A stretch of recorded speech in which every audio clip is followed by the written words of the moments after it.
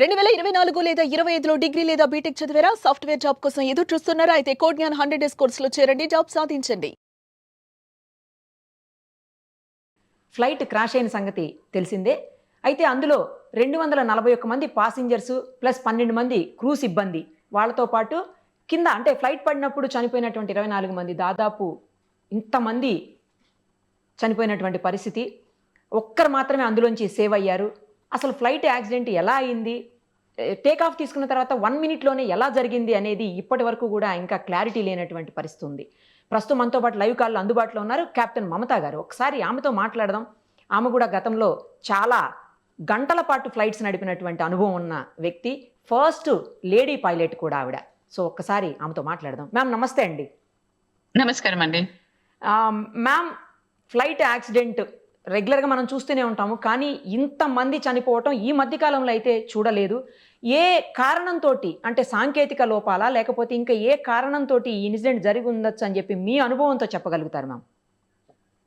అంటే అమ్మా, maximum accidents మీరు చూస్తే హిస్టరీలో కూడా take off and landing phase లోనే అవుతాయి. Yes ma'am. So this is a common thing అన్నమాట. And yes, definitely India law, this has been the biggest accident ever since we are in aviation. Yes. And this was absolutely devastating yesterday. And it is very difficult for us to conclude as to enduku ayindi anedi conclusion ki manam ippude raalemo. There could be various factors. Okay. The main factor what everybody in the industry are suspecting is bird strike. ఎందుకంటే అక్కడ చాలా habitat ఉంది take off తర్వాత. And మీరు తర్వాత కూడా చూస్తే, మీరు ఆఫ్టర్ ఫ్లేమ్స్ తర్వాత కూడా చూస్తే చాలా బర్డ్స్ కనిపిస్తున్నాయి అక్కడ, విపరీతమైన బర్డ్స్ కనిపిస్తున్నాయి. సో ఇదే సేమ్ సిమిలర్ యాక్సిడెంట్ న్యూయార్క్ దగ్గర అయింది, ఎక్కడైతే హడ్సన్ రివర్ లో ల్యాండ్ చేశాడు. ఎందుకంటే అది కొంచెం హైట్ లో అయింది. సో అప్పుడు ఏమైందంటే, that was also big commercial aircraft, and రెండు ఇంజన్స్ లలో బర్డ్స్ వెళ్ళిపోయినాయి. So both engines got shut off. And then ఆయనకి ముందు హడ్సన్ రివర్ కనిపించింది, అక్కడ వెళ్ళి ల్యాండ్ చేసేసాడు very safely. And luckily everybody survived that. Everybody survived. So that was mere his luck and everything, that where he could comfortably land into the river annamata. Okay. So ఇక్కడ most unfortunate thing that happen was that take off తర్వాత అది మొత్తము industry అంటే residential area ఉన్నందుకు అక్కడ there was no way. ఇప్పుడు మనకి బేగంపేటలో ఇటు సైడ్ పరేడ్ గ్రౌండ్ ఉంటుంది, అట్లా ఏదైనా గ్రౌండ్ ఉన్నా, కొంచెం ఓపెన్ ఏరియా ఉన్నా ఇంత డివాస్టేటింగ్ అయ్యేది కాదు. కానీ because he had to land over the houses, he still tried. అది మీరు చూస్తే అది it's a very controlled flight which vent down. అంటే ఏదో స్పిన్ అయిపోయి పడిపోవడం, లేక నోస్ డ్రైవ్ అయిపోయి పడిపోవడం అలా పడిపోలేదు ఎయిర్ క్రాఫ్ట్. వాళ్ళు లాస్ట్ మినిట్ వరకు కూడా చాలా చాలా కేర్ఫుల్ గా కంట్రోల్ చేసి దే బ్రాట్ ఇట్ డౌన్. కానీ ఏమవుతుందంటే అమ్మా, ఇక్కడ టేక్ ఆఫ్ లో ఫ్యూల్ ఫుల్ ఉంటుంది. So both the wings have got full fuel because they are going to London. So ఇది లాంగ్ ఫ్లైట్ కాబట్టి they have full fuel. And ఆ fuel is like a bomb అమ్మా. It's like live bomb లాగా అన్నమాట. So when they landed, it burst. ఆ flames లో తోటి చచ్చిపోయారు ఎక్కువ వరకు, ఆ కాలిపోయినందుకు చచ్చిపోయారు అనమాట మాక్సిమం. అది and this is a very common thing. మీరు చూసుంటారు, ఈవెన్ ప్రీవియస్ యాక్సిడెంట్స్ ఎక్కడెక్కడైతే టేక్ ఆఫ్ లో అయిపోయిందో ఎక్కువ వరకు అది కాలిపోతుంది, అండ్ ఆ కాలిపోవడం వల్ల చనిపోతారు మాక్సిమం. ల్యాండింగ్ అయితే కొంచెం ఫ్యూయల్ తక్కువైపోద్ది కదా మ్యామ్, అంత తగ్గిపోతుంది, చాలా తగ్గిపోతుంది. ఎస్, ఇంకొకటి ల్యాండింగ్ లో ఫ్లేమ్స్ ల్యాండింగ్ లో చాలా తగ్గిపోతుంది. అండ్ ఇంత డివాస్టేటింగ్ ఉండదు. But yet we cannot say even that little fuel what is there on board sometimes may kill everybody. Okay. ఇంకొకటి కూడా మ్యామ్, ఇప్పుడు బర్డ్స్ ఈ బోయింగ్ పెద్ద ఫ్లైట్స్ ఏవైతే ఉంటాయో వాటిలోకి, అంటే ఇప్పుడు చిన్న ఫ్లైట్స్ ఉంటాయి కదా మ్యామ్, చిన్న ఫ్లైట్స్ ఉన్నప్పుడు ఏంటంటే బర్డ్స్ అటాక్ చేసినా కూడా చాలా స్పీడ్గా ఫ్యాన్స్ తిరిగేసి బర్డ్ని చంపేస్తుంది, అసలు బర్డ్ లోపలికి వచ్చే అవకాశం ఉండదు అని విన్నాను. కానీ పెద్ద ఫ్లైట్స్లో ఏంటంటే ఇలాంటి ఫ్యాన్స్ సిస్టమ్ ఏది ఉండదు, బర్డ్ డైరెక్ట్ లోపలికి వచ్చేస్తుంది అని అంటున్నారు మ్యామ్, నిజమేనా అది? అవునండి. ఎందుకంటే ఇప్పుడు మనకి దీన్ని two different type of air crafts. ఒకటేమో మనం ప్రొపెల్లర్ ఎయిర్ క్రాఫ్ట్స్ అంటాం, ఏదైతే టర్బోజెట్ ఉంటుంది, పిస్టన్ ఇంజిన్ ఉంటుంది. దాంట్లో ప్రొపెల్లర్ మూవ్ అయినందుకు జనరల్ గా బర్డ్స్ చాప్ అయిపోతాయి, ఆ రొటేషన్ వల్ల అవి చాప్ అయిపోతాయి. But that is still damage to the air craft and to this thing. కానీ అది అంత డ్యామేజ్ కాదనమాట ఎంతైతే మనం అనుకుంటామో. Okay, Okay. ఇక్కడ ఏంటంటే ఇక్కడ the technology is different. Jet engines లలో ఏంటంటే ఇంజిన్ ఎయిర్ ని సక్ చేసుకుంటది, ముందున్న ఎయిర్ ని సక్ చేసుకొని వెనక్కి వదిలేస్తుంటది అనమాట. ఓకే. సో అక్కడ ముందు ఆ బర్డ్ ఉండనియండి, మీరు చూసారు లాస్ట్ టైం ఒక యాక్సిడెంట్ అయింది ఎయిర్పోర్ట్ లో, అంటే ఒక మనిషి దాని ముందు నుంచి పోతుంటే సక్ అయిపోయాడు, అవును మ్యామ్, మంచి సక్ అయిపోయాడు అందులోకి. So it basically sucks all the air which is in front of it. So అక్కడ ఫ్లాక్ ఆఫ్ బర్డ్స్ ఉంటే అది మొత్తం సక్ అయిపోతాయి అనమాట. Okay. There is a possibility, అంటే these are all what we're just suspecting, these are all the suspect, అంటే we're just thinking it could be any other reason also which we cannot right now say. కానీ general గా ఏమవుతుందంటే what we're expecting technical snag అని common man అనుకునేది కొంచెం చాలా remote chances. ఎందుకంటే technical snag అయినా కానీ ఒక ఇంజిన్ ఫెయిల్ కావచ్చు, కానీ రెండు కావడం is the very very rare అండి. ఇప్పటి వరకు మేము వినలేదు ఎప్పుడు కూడా రెండు కూడా టెక్నికల్ స్నాగ్ తోటి ఫెయిల్ అయిన సినారియో మేము ఇప్పటి వరకు చూడలేదు. అందుకే పైలట్స్ కి కూడా మొత్తం ట్రైనింగ్ ఉంటుంది. వన్ ఇంజిన్ ఫెయిల్ అయినా వాళ్ళు జెంటల్ గా క్లైంబ్ అయ్యి మళ్ళీ వచ్చి ల్యాండ్ అయ్యేటట్టు ఉంటుంది అనమాట. So they are all trained for a single engine failure, దానికి అంతా ట్రైనింగ్ ఉంటుంది. కానీ ఇక్కడ very very unfortunate that both engines gave up. So the only thing we can correlate back is that Hudson River ఏదైతే అయిందో New York లో. Actually 8,200 hours పాటు వాళ్ళు ఫ్లైట్స్ నడిపిన అనుభవం ఉన్న చాలా మంచి పైలట్స్ అని అంటున్నారు మ్యామ్ అసలు. అవునండి, they are very well experienced captain and he was rated as one of the good captain in Air India. So I strongly feel it may not be a pilot error, and but at the same time we still have to see, and we have to wait and see what exactly the investigation is going to come out. Ma'am ఇంకొకటి కూడా వినిపిస్తోంది ఏంటంటే Boeing తర్వాత air bus అనే two types of flights ఉంటాయి. Boeing అన్ని కూడానేమో US లో తయారవుతాయి, తర్వాత ఎయిర్ బస్లు అన్ని కూడా జర్మన్ టెక్నాలజీతో తయారవుతాయి, అంటే జర్మన్లో తయారవుతాయి. సో జర్మనీ టెక్నాలజీతో తయారైనటువంటి ఆ ఫ్లైట్స్ అన్ని కూడా చాలా స్ట్రాంగ్ ఉంటాయి.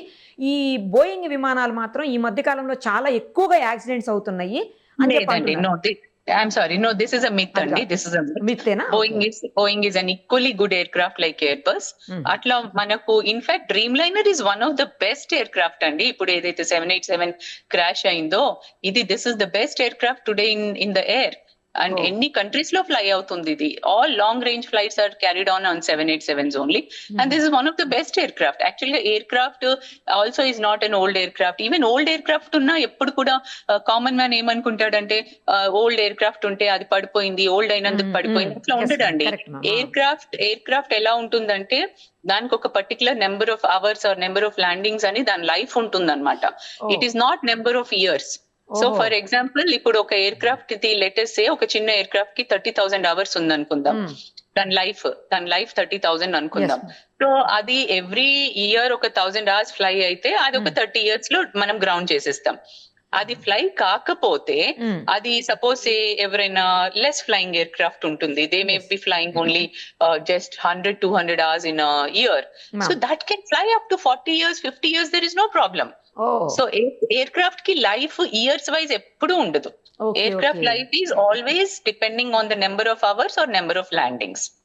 Kabatti we assume that aircraft probably was, I don't think there was any issue with the aircraft, but unless the investigations come out, black box lo chala readings untayi, chala villaki data dorukutundi, vallu em maatlaadaru last minute lo pilots, adantha manaki black box lone telustundi annamata. Actually ఇది కూడా 12 years age అని చెప్తున్నారు ma'am flight కి. It is very young, very young. Very young. So that age is not a problem at all. Ma'am actually black box అంటారు, ATC అంటారు, తర్వాత May Day call ఏదో ఇచ్చారు, 1 minute ముందే మేడే కాల్ ఇచ్చారు అన్నారు. అసలు మేడే కాల్ అంటే ఏంటి ma'am? Madam, mayday call ante it's a distress call. That it means that there is an imminent threat to the aircraft or to the passengers on board. Either of it. So it's a mayday. Ante okavela pilot unconscious అయిపోతే, captain unconscious అయిపోతే కూడా co-pilot mayday call ఇచ్చేస్తాడు, because that is a threat now to the aircraft. Or మనకి ఏదైనా fire aircraft మీద ఏదైనా fire అయినా అంటే now we have to put the aircraft down immediately అన్నమాట, as early as possible. That is called the mayday call. అలాగే ఒక వేరే కాల్ ఉంటుంది పాన్ అని. Pan అంటే it is a it's a urgency call, but not a distress. అంటే there is no danger to the aircraft, but it could be some medical emergency ఉండొచ్చు, ఏదైనా passenger కి హార్ట్ అటాక్ రావచ్చు, అట్లాంటి ఏమైనా కాల్స్ ఉంటే we give them a pan call అన్నమాట. అంటే there is an urgency, but it's not a distress. Okay okay అంటే Yeah, so there are call two బట్టి different మీకు calls. అర్థమైపోతుంటుంది అది ఏం కాల్ Yeah. అనేది. Yeah, so there are two different calls అన్నమాట, distress and an urgency call. Okay So Mayday is a distress call. Ma'am ATC అంటే ఏంటి, అలాగే black box అంటే ఏంటి, ఏముంటది అందులో? ఏటీసీ అంటే ఎయిర్ ట్రాఫిక్ కంట్రోల్ అమ్మా. మ్మ్. ఎయిర్ ట్రాఫిక్ కంట్రోల్ లో బేసికల్ గా ఏమవుతుందంటే వాళ్ళు కంట్రోల్ చేస్తున్నారు కదా, ఇప్పుడు ఈయన టేక్ ఆఫ్ క్లియరెన్స్ ఇచ్చారు, మ్మ్. టేక్ ఆఫ్ క్లియరెన్స్ ఇచ్చిన తర్వాత టేక్ ఆఫ్ అయ్యాడు, Yes. టేక్ ఆఫ్ కాగానే he gave a May Day call. Oh. That means there was some problem with him immediately after takeoff. It was within 30 seconds. Mhm. Within 30 seconds, he was coming down. So the ATC is always in touch with the pilot. Mm, mm. So మాకు ఏ emergency ఉన్నా ఏది ఉన్నా we immediately inform them on the ATC. ఆ ATC అనేది ఎలా ఉంటుందంటే అమ్మా, ఇది ఒక ఫ్రీక్వెన్సీ మీద మేము మాట్లాడుతున్నాం. Yeah, ma'am. So Okay. మేము ఇప్పుడు ఆ ఫ్రీక్వెన్సీ మీద మేము మేడే కాల్ ఇస్తే అన్ని ఎయిర్ క్రాఫ్ట్స్ ఏవైతే ఆ ఫ్రీక్వెన్సీ మీద ఉన్నాయో అందరూ వింటారు. Okay So that aircraft which is in distress will get a priority. So మిగతా ఎయిర్ క్రాఫ్ట్స్ ని దూరం పంపించేస్తారు వెంటనే. Oh. See, ఇక్కడ ఆ టైం లేదు, ఇక్కడ ఎవ్రీథింగ్ హ్యాపెండ్ ఇన్ 30 seconds కాబట్టి ఆ టైం లేదు. కానీ ఫర్ ఎగ్జాంపుల్ ఇప్పుడు ఒక few months back, I can say somewhere last ఒక 6-7 months బ్యాక్ బేగంపేటలో ఒక ఎయిర్ ఫోర్స్ ప్లేన్ అన్నమాట, వాళ్ళు టేక్ ఆఫ్ అయిన తర్వాత వాళ్ళ హైడ్రాలిక్ సిస్టమ్ ఫెయిలియర్ అయిపోయింది, total hydraulic system failure. Okay and they had lot of fuel on board. Air crafts కూడా ఎలా ఉంటాయంటే, ఇప్పుడు మనం టేక్ ఆఫ్ వెయిట్ వేరే ఉంటుంది, ల్యాండింగ్ వెయిట్ వేరే ఉంటుంది. అంటే Okay. Suppose my take off weight is X tons అనుకుందాం. Yeah ma'am. Now X minus something will be my landing weight. అంటే ఇప్పుడు నేను ఒక 2-3 tons ఫ్యూల్ బర్న్ చేసిన తర్వాతనే నేను ల్యాండ్ అవ్వగలుగుతాను. I cannot land with the same takeoff weight. So అలా కాబట్టి ఈ ఎయిర్ క్రాఫ్ట్ ఏదైతే ఎయిర్ ఫోర్స్ ఎయిర్ క్రాఫ్ట్ ఉండేనో వాళ్ళు ఏమైంది, టేక్ ఆఫ్ అయిపోయారు, హైడ్రాలిక్ ఫెయిలియర్ అయింది, they are safe, there is no problem. Hydraulic failure అంటే basically some systems will not work, and one of the main system is your landing gear. So landing gear లక్కీగా ఏమైందంటే వాళ్ళు ఇంకా retract కూడా చేయలే, వాళ్ళకి పైకి వెళ్ళలే. దీంట్లో కూడా చూస్తే మీరు ల్యాండింగ్ గేర్ ఇంకా కిందికే ఉంది, వీల్స్ కిందికే ఉంది. సో అలాగే వీళ్ళు టేక్ ఆఫ్ కాగానే హైడ్రాలిక్ ఫెయిలియర్ వార్నింగ్ వచ్చినందుకు వాళ్ళు ఇమీడియట్ గా రిపోర్ట్ చేశారు. సో అప్పుడు ఏం చేశారు, బేగంపేటలో మిగతా ట్రాఫిక్ నంతా డైవర్ట్ చేసేసి అతను ఒక్కడనే ఒక హాఫ్ అన్ అవర్ వరకు అబౌవ్ పెట్టారు. తర్వాత he was little comfortable, though hydraulic failure is still showing the warning. కానీ what he said is that I need to burn the fuel for 2 hours. So he stayed just above the airfield only. He was burning the fuel for 2 hours and then he came and made a safe landing. అలా fly అవుతూనే ఉండాలి, అది burn అయ్యే వరకు. అలా fly అవుతూ he burned the fuel అన్నమాట. So there are certain procedures like that also. Okay, ఇప్పుడు ఈ బ్లాక్ బాక్స్ అంటే ఏంటి మ్యామ్? ఏది జరిగినా కూడా బ్లాక్ బాక్స్ లో కంపల్సరీ రికార్డ్ అవుతుంది అంటారు? అంటే మన ఇప్పుడు కో పైలట్ మాట్లాడింది, anything that is happening in the cockpit, everything is recorded. So that is the thing which will give us the complete air craft ఇవి కూడా ఉంటాయి, ఎయిర్ క్రాఫ్ట్ పారామీటర్స్. అంటే ఎయిర్ క్రాఫ్ట్ ఎంత హైట్ కి వెళ్ళింది, ఎంత speed ఉండే, ఏముండే, అది ఎలా డిసెండ్ అయింది, అండ్ అది ఎంత రోబస్ట్ ఉంటుంది అంటే ఈవెన్ ఎయిర్ క్రాఫ్ట్ కాలిపోయినా అది కాలదు. యా, ఇప్పుడు అది దొరికిందంటే మనకు మొత్తం వచ్చేస్తుంది ఏం జరిగిందని, మొత్తం డేటా వచ్చేస్తుంది అనమాట, including the voice recording. Air craft data and the voice record అన్ని వస్తాయి దాంట్లో.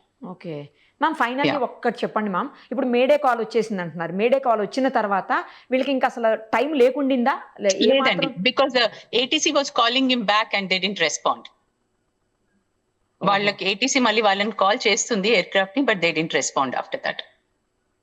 ఓకే, అంటే బర్డ్ అయ్యే అవకాశం, ఇప్పుడు ఏటీసీ నుంచి వాళ్ళకి మేడే కాల్ వచ్చింది కదా మ్యామ్, ఆ కాల్ వచ్చినప్పుడు ఏటీసీ నుంచి కాదు, ఎయిర్ క్రాఫ్ట్ నుంచి ఏటీసీకి వెళ్ళింది కదా కాల్, ఆ వెళ్ళినప్పుడు వాళ్ళంటే ఈ ఇంజన్ లో ప్రాబ్లం ఉందని ఉద్దేశం, లేకపోతే బర్డ్ హిట్ చేసింది అది కూడా చెప్పలే వాళ్ళు, they didn't announce bird hit అని అనౌన్స్ చేయలే వాళ్ళు. ఓహో, సో స్టిల్ వీఆర్, అందుకే మాకు ఇంకా there are so many openings ఇంకా అన్నమాట, we can't make out unless we get to know. ఆ బ్లాక్ బాక్స్ లోనే చాలా ఇన్ఫర్మేషన్ తెలిసిపోతుంటది. ఎప్పటికి తెలుస్తుంది మ్యామ్ అది? మన కంప్లీట్ ఇన్ఫర్మేషన్ మినిమం టేక్ ఈ బ్లాక్ బాక్స్ వీళ్ళు మళ్ళీ మ్యానుఫ్యాక్చరర్ కి వెళ్తుంది దాని అనాలిసిస్ కోసము. సో నేను అనుకోవడం అయితే మోస్ట్ మినిమం 15 రోజులు పడుతుంది. అబ్బా, అది minimum. Yes okay, because they'll also study kada manufacturer also has to study the whole data, everything. They cannot simply conclude something. వాళ్ళంతా మొత్తం ప్రాపర్ గా ఇన్వెస్టిగేట్ చేసి చదివి ఆ పారామీటర్స్ చూసి what could have gone wrong, they have to read everything. Okay, మొత్తానికి 2 engines అయితే పని చేయట్లేదని కన్ఫర్మ్ కదా మ్యామ్ ఇదైతే? ఎస్ ఒక సింగిల్ ఇంజిన్ పని చేసినా ఈ ప్రాబ్లం వచ్చేది కాదు మనకి. Thank you ma'am, thank you so much. చాలా ఇన్ఫర్మేషన్ ఇచ్చారు. మీరు బిజీ ఉన్న స్కెడ్యూల్లో కూడాను, ఎందుకంటే అసలు ఏం జరిగింది అనేది తెలియాలి అన్న ఉద్దేశంతో మిమ్మల్ని కాంటాక్ట్ చేయడం జరిగింది ma'am. Thank you ma'am, thank you so much.